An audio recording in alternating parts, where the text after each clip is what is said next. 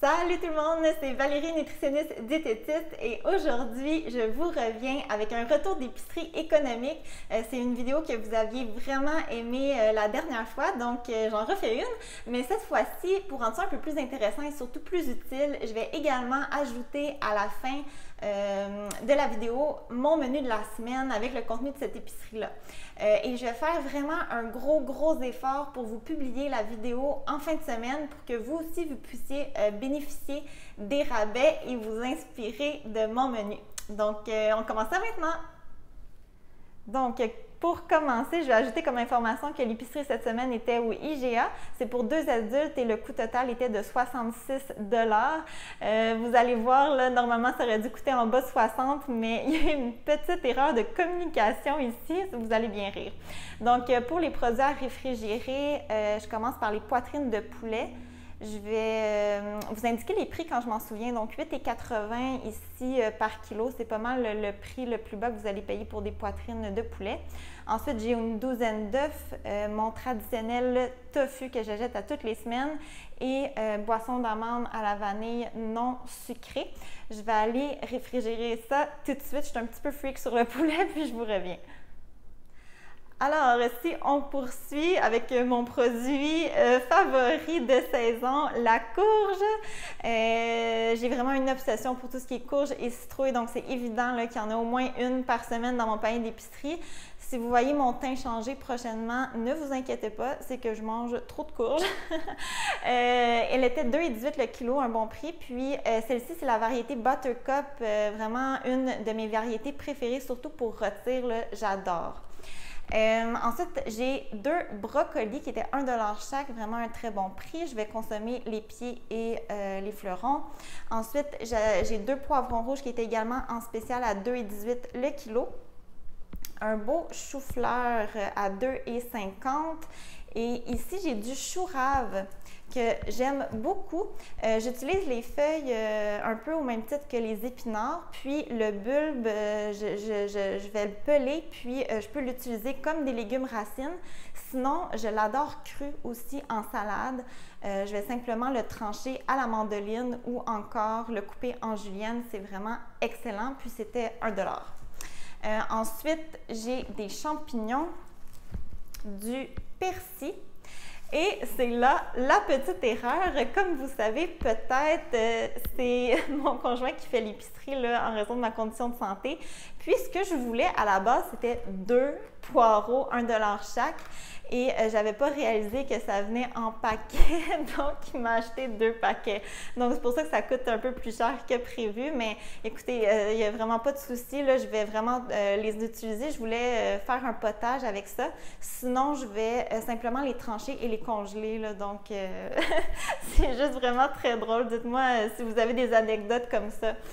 Ensuite, tous les choux étaient en spécial aussi à 1 $. Le chou toscan, le chou kale, bétacarde, le chou cavalier. À la base, je voulais de la bétacarde. Je dois admettre que c'est mes préférés, sauf qu'il n'y en avait plus. Donc, on a été avec le chou kale qui est très beau, puis ça va être très bon quand même. Le chou vert qui était à 1 $. Qui est toujours très pratique et économique. Des concombres libanais, des bananes et ici, c'est les bleuets, les raisins de l'Ontario qu'on aime vraiment beaucoup. C'est sûr que c'était quand même 4,99 $, donc cette semaine, il y avait en spécial aussi une caisse de clémentine, mais c'était un choix très conscient. Là, on voulait en profiter peut-être pour une dernière fois. Donc voilà. Puis ici, derrière, j'ai des conserves de légumineuses, pois chiches et haricots blancs qui sont toujours très économiques. Du cacao qui était en spécial. C'est sûr que de choisir la marque maison va probablement être moins dispendieux, mais je dois admettre que je trouve qu'il y a une différence de goût. J'aime vraiment le goût du cacao Hershey. Donc ça aussi, c'était un choix volontaire. Ensuite, j'ai les pâtes ici Compliment qui étaient 1 $ pour 900 grammes, vraiment intéressant, donc j'en ai acheté 2. Et finalement, j'ai de la sauce soya foncée et des pousses de bambou qui étaient en spécial les 2. Et c'est pour mon conjoint, il adore se faire des soupes asiatiques. Puis, j'ai du lait de coco léger que j'ai besoin pour une recette pour un total, j'ai la preuve ici, de 66 et 79. Évidemment, je vais compléter tout ça avec des éléments de mon frigo, congélateur et garde-manger. Par exemple, dans mon congélateur, j'ai des fruits congelés, j'ai des pains, une brique de fromage, des repas aussi que j'ai préparés dans les semaines passées. C'est possible aussi, parce que vous voyez, là, j'ai pas beaucoup de fruits. Il me reste quand même plusieurs pommes dans mon frigo, mais c'est possible que je retourne aux fruits et légumes, en fait, pour acheter des pommes. Cette semaine, il y avait la caisse là, de pommes en spécial, mais c'est encore des pommes d'été, puis je trouve qu'à l'épicerie, sont vraiment moins bonnes là, qu'aux fruits et légumes. Donc, c'est possible que je retourne pour ça. Maintenant, pour mon menu de la semaine, j'ai sorti ici mon planificateur de menu et quand c'est une recette, le lien est inscrit juste en dessous si vous voulez les consulter. Aujourd'hui, on est samedi, alors j'ai prévu manger des poitrines de poulet en sauce crémeuse au poivron rôti. C'est la nouvelle recette de la semaine. C'est une recette que je veux essayer depuis un bon moment maintenant.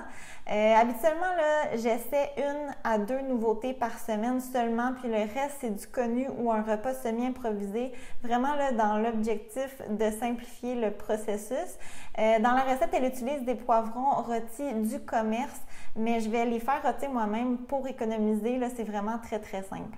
Je vais accompagner tout ça de brocoli vapeur et de quinoa parce que la sauce risque d'être très goûteuse là, en elle-même.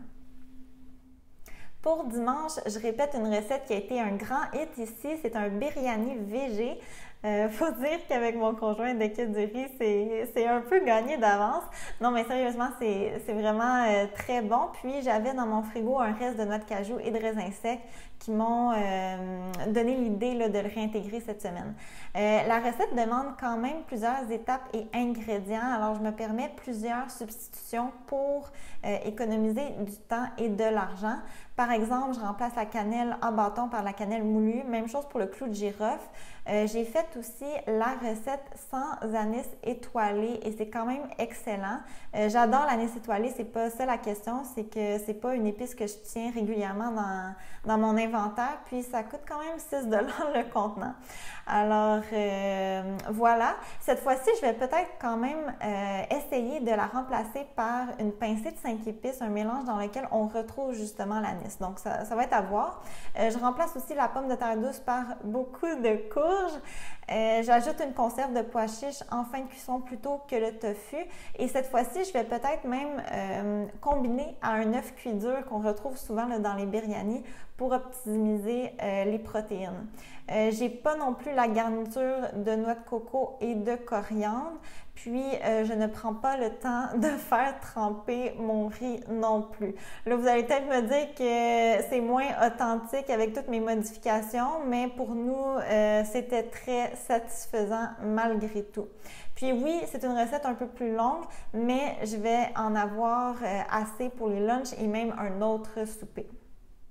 Lundi, ça va être un sauté d'haricots blancs et de chou kale. Si vous avez la chance de mettre la main sur de la bêta carde, qui était mon idée initiale, c'est encore meilleur à mon avis. Je vais ajouter avec ça des champignons, de l'ail, des oignons, mon reste de tomates cerises, puis les fines herbes de mon goût, probablement là, un mélange qui tourne autour d'un assaisonnement italien. Si vous êtes moins fan d'haricots blancs ou de bêta carde, je vous suggère d'ajouter une tranche de pancetta à tout ça, puis vous allez voir que du feu, je vous promets. Puis je vais probablement là, manger le reste de quinoa avec ça. Je fais toujours cuire là, une plus grande quantité de grains à la fois. Mardi, ça va être les restes de mon biryani et mercredi, ça va être des pâtes sauce aux tomates et boulettes de porc. Ma sauce et mes boulettes sont déjà prêtes, alors j'ai seulement à les décongeler. J'ai toujours des repas cuisinés à l'avance dans mon congélateur et en moyenne, j'en sors un ou deux par semaine là, pour alléger ma semaine. Je vais probablement aussi utiliser mes restes de courgettes sous forme de nouilles de courgettes pour accompagner mes pâtes. Jeudi, je vais sortir un autre plat de mon congélateur. C'est un mijoté de lentilles aux épinards et citron. Puis les épinards étaient justement en spécial aussi cette semaine, là, si vous désirez faire la recette, ou vous pourriez tout simplement utiliser le kale également. Je vais accompagner tout ça de millet puis d'une salade de chou rave. Et finalement, vendredi, c'est ma soirée tofu sous la formule Tout-Ski. Alors typiquement, là, je vais faire un sauté ou encore plus souvent un repas sur une plaque. Je vais avoir une plaque dédiée à mon tofu avec les assaisonnements de mon choix que je vais faire cuire environ là, 40 à 45 minutes à 400 degrés Fahrenheit, que je vais tourner mes cubes de tofu à chaque 15 minutes. Et une autre plaque avec mes restes de légumes de la semaine. Puis, je vais accompagner tout ça d'un grain. Là. Vendredi, ça risque d'être les restes de millet de la veille. Je prévois aussi faire un dessert à la citrouille, dessert collation, là, parce que j'en ai plus. Puis, il me reste de la purée de citrouille au congélateur. Ce n'est pas de la purée maison, mais si vous avez vu mes essentiels du garde-manger, vous savez que j'aime acheter de la purée de citrouille du commerce. Pas la garniture, mais la purée pure à 100%, vraiment pratique. Peut-être que je vais m'acheter une citrouille cette année, je ne sais pas encore. Dites-moi si vous prévoyez en acheter de votre côté. Et c'est certain aussi que je vais faire un potage là, avec tous les poireaux que j'ai, que je vais peut-être combiner avec le chou rave qui me reste, les pieds de brocoli et tout ce qui va me rester là, de ma semaine. C'est ce qui complète mon menu de la semaine. Je serais vraiment curieuse de connaître vos bons achats de la semaine et ce que vous pensez cuisiner. Et surtout, dites-moi si vous aimez la formule. Je peux définitivement en filmer plus souvent. Puis, ça pourrait être un bon moyen là, de se motiver mutuellement à planifier, faire des économies, puis cuisiner là, des bons repas maison et santé. Alors, sur ce, bonne popote, puis je vous dis à la prochaine. Bye bye!